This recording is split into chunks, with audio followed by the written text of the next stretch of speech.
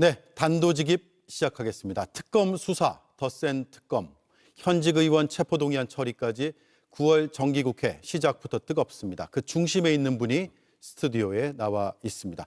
우원식 국회의장입니다. 반갑습니다. 네, 반갑습니다. 예, 어제 오늘 의장석에서 여야 대표의 연설을 들으셨습니다. 네, 네. 정청래 대표는 정당 해산을, 또 송원석 원내대표는 정치 보복을 거론했거든요. 의장으로 어떻게 들으셨어요? 좀 이게 갈등이 좀 줄어들면 좀 좋겠는데 갈등이 점점 더 확산되는 것 같아서 보기에 참 좀 어렵더라고요. 정당 해산 문제에 대해서는 우선은 진상규명이 먼저죠. 예. 진상규명되고 난 이후에 판단이 끝나면 그다음에 논의해야 될 문제다 이렇게 생각을 하고요. 그렇지만 한편으로 진상규명하는 문제는 매우 중요한 문제 아니겠습니까? 지난 12월 3일에 비상계엄 또 그 이후에 벌어졌던 많은 일들을 보면서 국민들이 엄청나게 걱정을 했고요. 그리고 계엄군을 동원해서 국회를 침탈하고 주요한 정치인들을 체포하겠다고 했고 또 민주주의를 훼손시키는 그런 사건이었단 말이죠. 예. 정말 생각하지도 못했던 일이었기 때문에 이번 일을 바로잡지 않으면 진상을 철저히 규명해서 바로잡지 않으면 이런 일이 다시 일어날 수 있고 그거는 우리 헌정 질서가 무너지는 일이기 때문에 그거는 절대로 있어서는 안 되는 일입니다. 그렇기 때문에 이번 비상계엄과 내란 의혹으로 제기되어지는 수사에 대해서는 철저하게 수사가 돼줘야 된다 이렇게 생각을 하고 그런 점에서 철저한 수사를 거치고 난 이후에 그 이후에 후속 조치는 또 그런 상황에서 진행이 돼야 된다 이렇게 생각합니다. 예. 오늘 송원석 원내대표 연설 뒤에 이런 말씀하셨어요. 처음부터 끝까지 비판과 고함으로 얼룩진 본회의장의 모습에 대해서 국민들이 어떻게 봤을지 반성적으로 성찰할 필요가 있다. 이렇게 말씀하셨죠. 특정 정당을 향해서 한 말씀입니까? 아니면 어제 오늘의 그 연설을 다 종합해서 양쪽 모두에게 하신 말씀이세요? 양쪽 모두에게 했다고 봐야죠.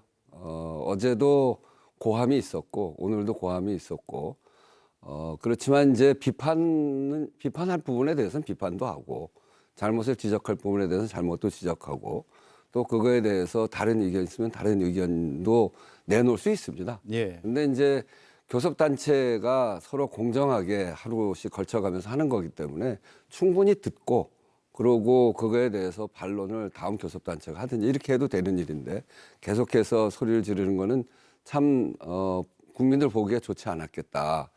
그리고 그렇게 하더라도 비판을 하더라도 또 한편으로는 대안을 제시하고 결국 지금 국민들한테 가장 중요한 거는 국민들의 삶, 민주주의, 정치의 역할의 근본적인 역할 그건 민주주의를 만들어가는 건데 민주주의의 최종적인 목표는 제도적 정치적 민주주의도 중요합니다만 민주주의를 넘어서는 민주주의, 국민의 삶, 사회경제적 민주주의를 제대로 만들어야 되거든요. 예. 그렇게 하기 위해서는 교섭단체를 그가 20인이 넘는 우리나라를 대표하는 정당의 교섭단체가 대표 연설할 때는 국민의 삶을 어떻게 챙기겠다라고 하는 대안도 이야기를 해야 되거든요. 예. 근데 그런 대안 없이 이야기하면서 처음부터 끝까지 고함만 있는 모습을 보면서 오늘 제가 참 착잡하더라고요. 예. 어제 정청래 대표 연설 과정에서 노상원 씨 수첩이 언급이 됐어요. 이재명 대통령도 저도 이 세상 사람이 아니었을 것이다. 그게 성공이 됐다면이라고 하면서 불기의 객을 언급을 했는데 네. 그 과정에서 제발 그리 됐으면 좋았을 것이다라는 국민의힘 측의 발언이 있었다라고 지금 민주당에서 굉장히 문제 제기를 하고 있거든요. 그 내용을 들으셨나요 혹시? 저는 의장석에서 듣지는 못했습니다. 예. 송원석 원내대표가 했다라고 민주당에서 주장하고 있고 그런 사실관계를 떠나서 이런 발언이 나왔다고 한다면 굉장히 부적절하다고 볼 수도 있을 것 같은데요. 그게 사실이라면 저는 뭐 지금 아직까지 오면서 여기 오느라고 확인을 못 하고 왔는데 그게 예. 사실이라면 정말 심각한 문제죠.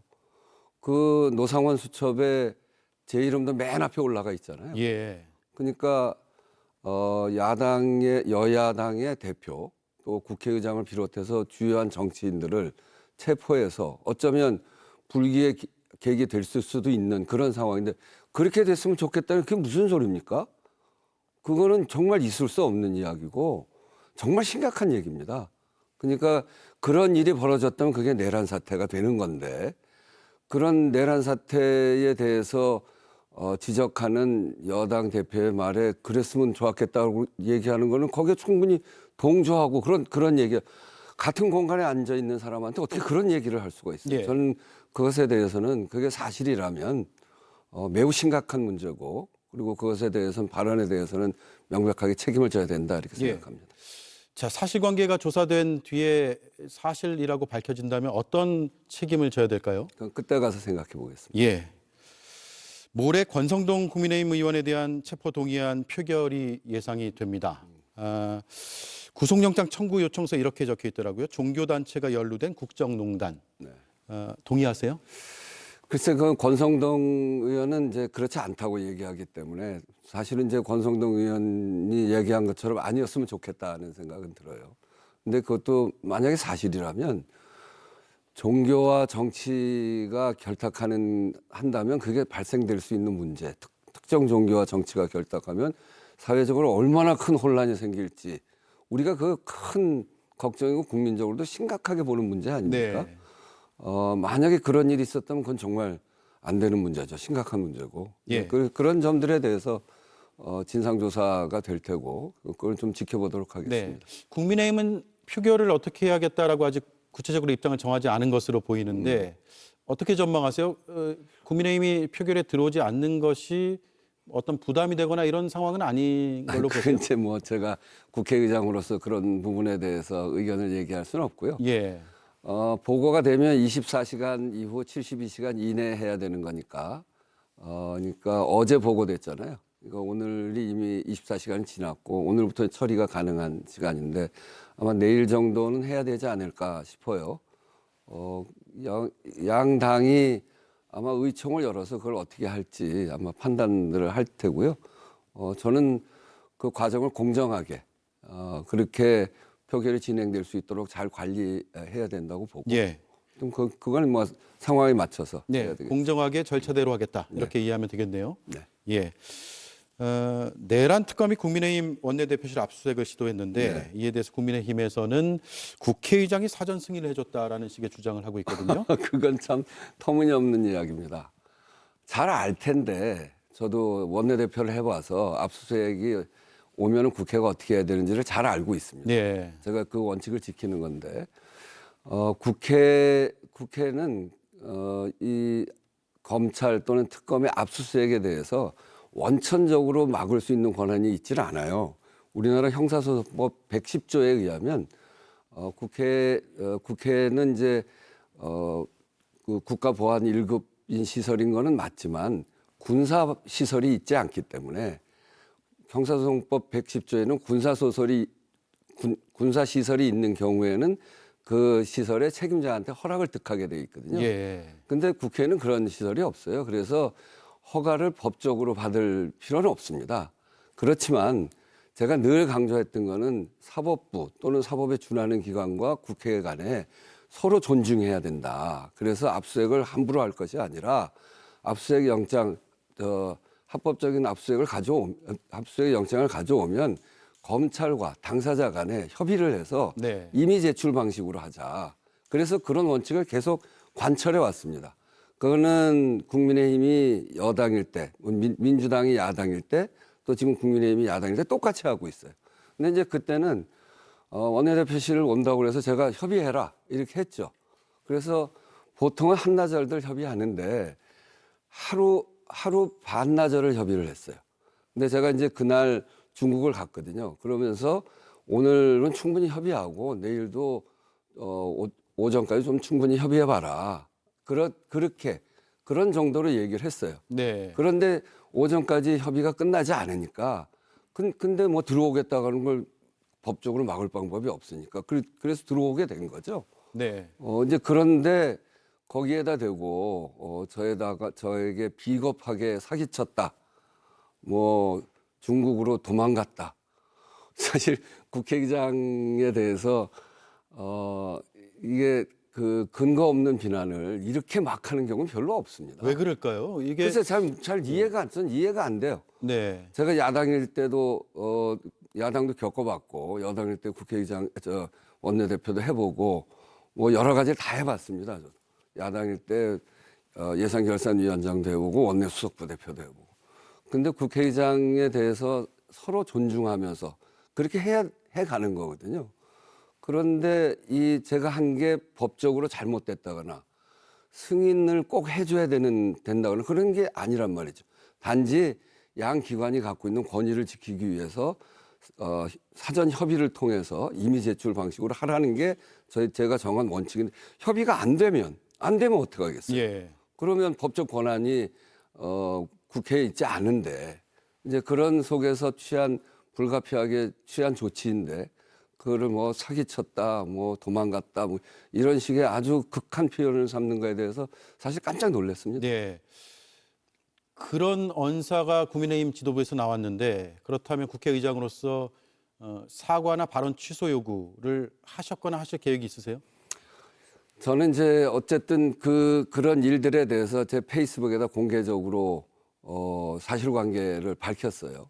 근데 이제 그럼에도 불구하고 국회의장은 양당을 잘 그래도 협의시키고 해야 되는 거기 때문에 공개적인 사과를 요구하거나 뭐 그러진 않았습니다. 네. 그렇지만 국회의 원만한 운영을 해 나가려면 최소한의 그런 발언, 자제 이런 것들은 필요하거든요. 이렇게 막 소리를 막 하면 안 된다. 네. 그 점에 대해서는 제가 분명하게 말씀드리고 싶습니다. 네. 이른바 더 센 특검법 법사위 통과했고 결국 법사위 통과된 안대로 최종 본회의를 통과할 걸로 보세요? 글쎄 그건 이제 최종 논의를 거쳐봐야 되겠죠. 예. 법사위 통과 뒤에 국민의힘은 효력정지 가처분을 신청했거든요. 네. 정치적으로 풀어야 될 문제 또 국회에서 입법 문제를 법원으로 갖고 간다라는 것에 대해서 비판적인 견해를 갖고 계실지가 궁금합니다. 좋지 않죠. 예. 기본적으로는 정치의 문제는 정치 영역 안에서 해결하는 게 좋다. 자꾸 사법화하는 거에 대해서는 좋지 않다고 생각합니다. 이제 그런 점에서 기본적으로는 그렇게 생각하고, 근데 이제 이번 사건에 대한 이 조사가 철저하게 되고 진상을 명확하게 밝혀야 된다는 차원에서 법 개정이 어느 정도 수준으로 하는 게 좋을 것인가? 그거는 국민적 동의와 합의 과정이 있을 거라고 저는 생각합니다. 네. 이제 그런 점에서 이 특검법의 개정안이 정리가 될 것이라고 보고요. 단지 이제 이렇게는 얘기하고 싶습니다. 그런 것뿐 아니라 결국 아까도 말씀드렸습니다만 국민들의 민생, 국민들의 삶 이런 거하고 모든 일들이 다 이렇게 연결되어 있잖아요. 이제 그런 점에서 보면 여당은 실리를 가져가고 야당은 명분을 가져가는 거예요. 네. 이제 그런 정도 수준에서 논의하는 거거든요. 그리고 그 과정에서 정부 여당이 더 큰 책임이 있고 이런 것까지를 감안해서 국민들의 요구까지를 잘 수렴해서 이런 논의들이 원활하게 되는 게 좋겠다. 네. 그렇게 생각합니다. 예. 그런데 민주당에서는 내란 청산과 협치는 별개다 이렇게 주장을 하고 있죠. 네. 그에 대해서는 동의하세요?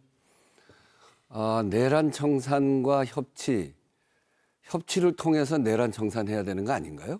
네. 그러니까 지난번에 있었던 일, 우리가 같이 공유해야 될 일은 국회가 계엄군에 의한 침탈당한 피해자입니다.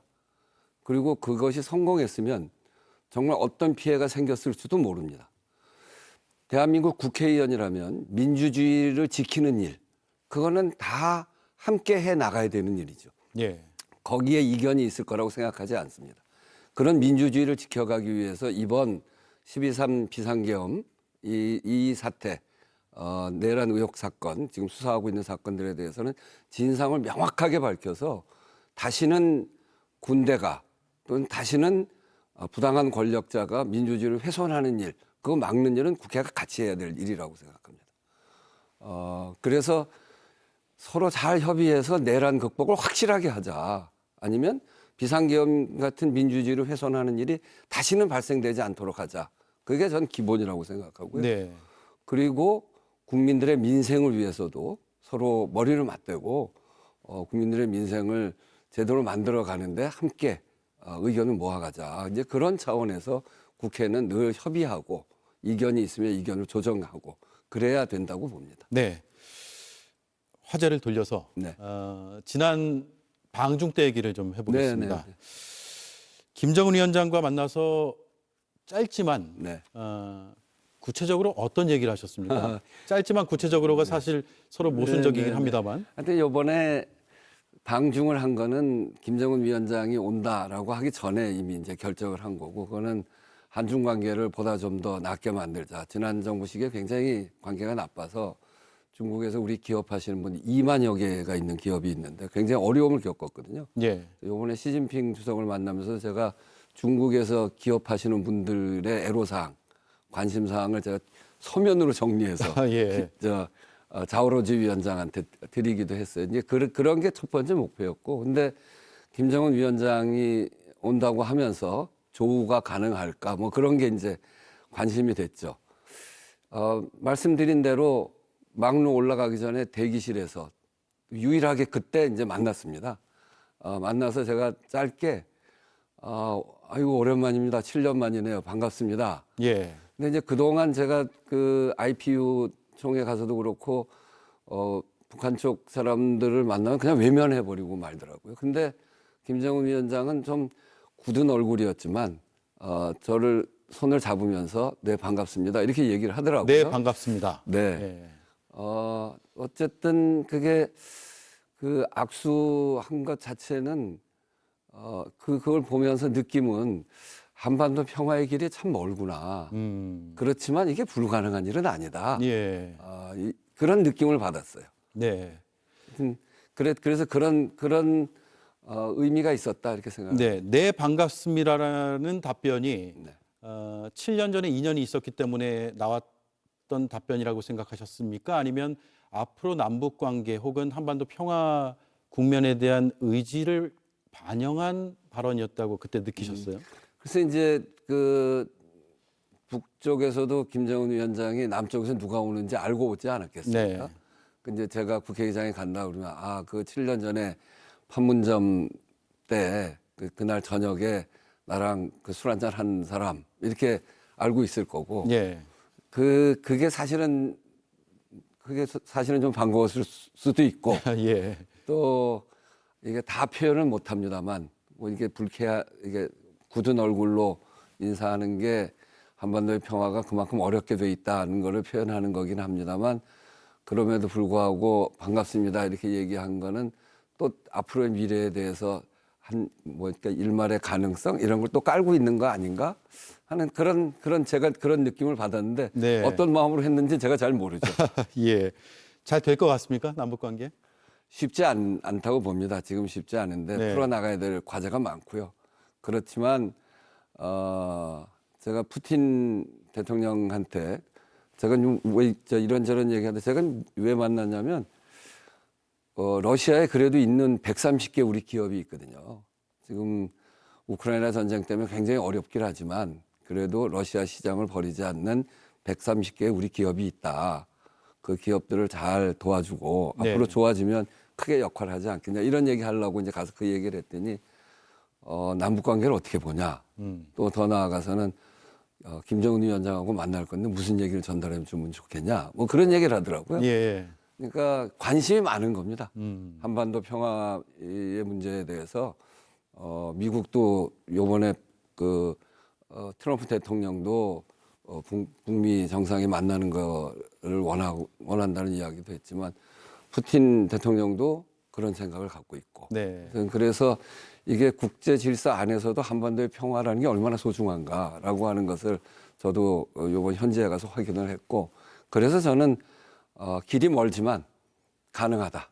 가능하다. 네, 그런 생각을 하고 왔습니다. 예. 내일 이재명 대통령 취임 100일 네. 맞습니다. 국회의장으로 보기에 네. 지난 100일은 어땠습니까? 우선 크게 변한 거는 대통령의 국회에 대한 태도입니다. 네. 지난번 대통령은 국회를 완전히 무시했죠. 제가 국회의장 됐을 때 축하 전화도 안 하고 또 국회에 한 번도 오지도 않고 22대 개원식을 할 때도 안 왔고 하여튼 뭐 그래서 완전히 무시하고 그리고 그 양당 간 그 야당 대표와 만나는 것도 720일 만에. 근데 그렇죠. 이재명 대통령은 바로 당선된 날 제가 제안을 해서 여야 대표와 함께 국회에서 비빔밥 회동도 하고. 오찬했었죠. 예, 그리고 며칠 있다가 양당의 또 대표들을 모시고 오색국수 오찬을 하고. 그리고 엊그제는 양당의 대표들이랑 또 그 회동하고 회담도 하고 그러지 않았습니까? 그래서 이 저 민생연석회의, 민생경제협의회인가 이런 걸 만들자고 했고. 맞아요. 예. 그래서 그런 점에서 국회와의 관계를 아주 유연하고 적절하게 대화 타협을 끌고 가려고 하는 그런 모습, 그런 정치하려고 하는 모습이 보인다는 게 큰 변화라고 보고요.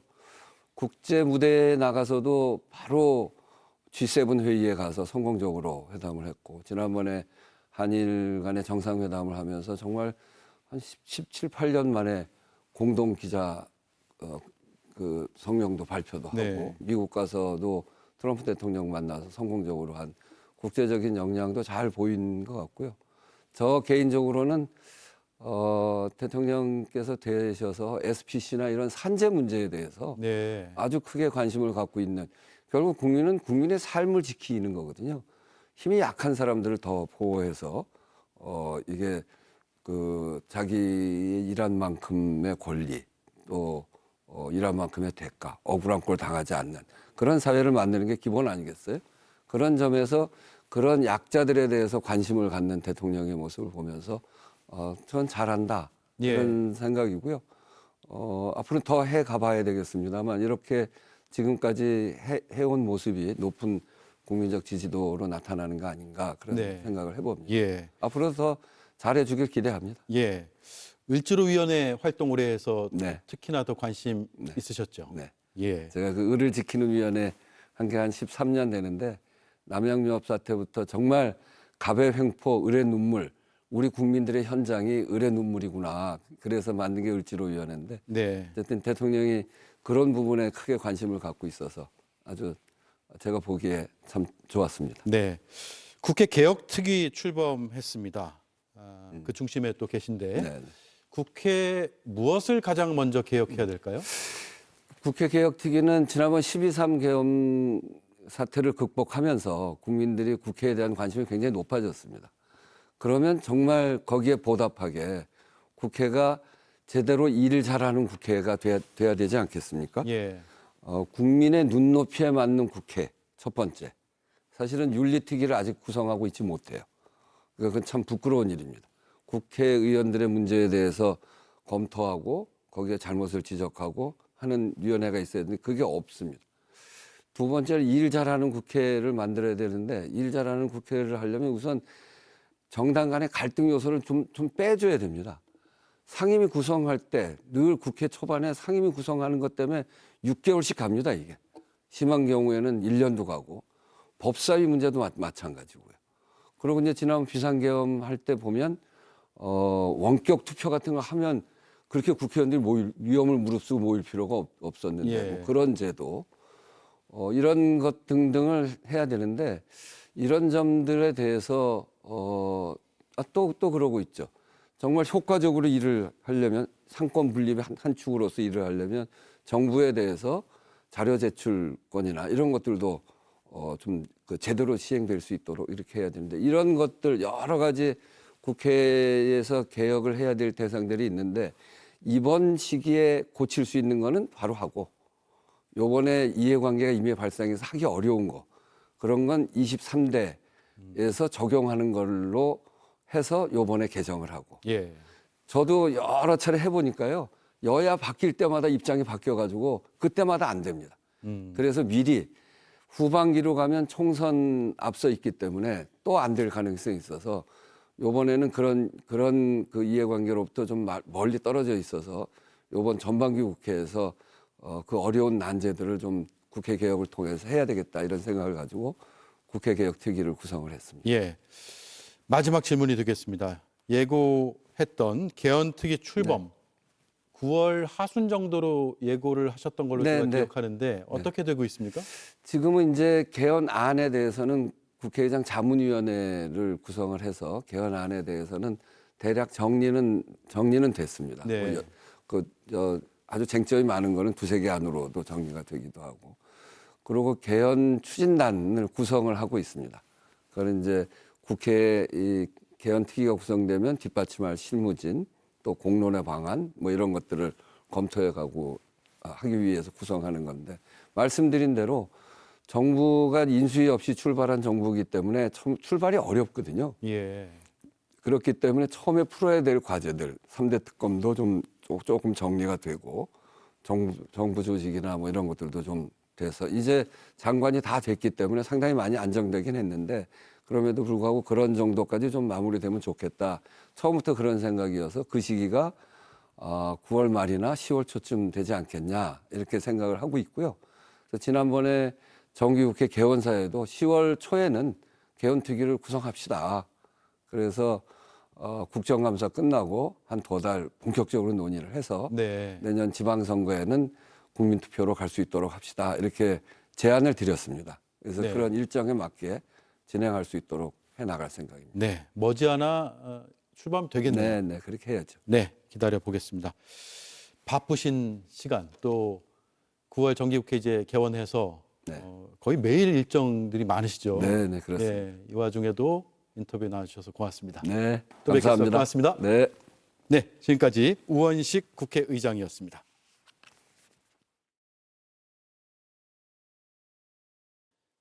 JTBC 뉴스를 시청해 주셔서 고맙습니다. 저희는 저녁 6시 30분 뉴스룸에서 뵙겠습니다.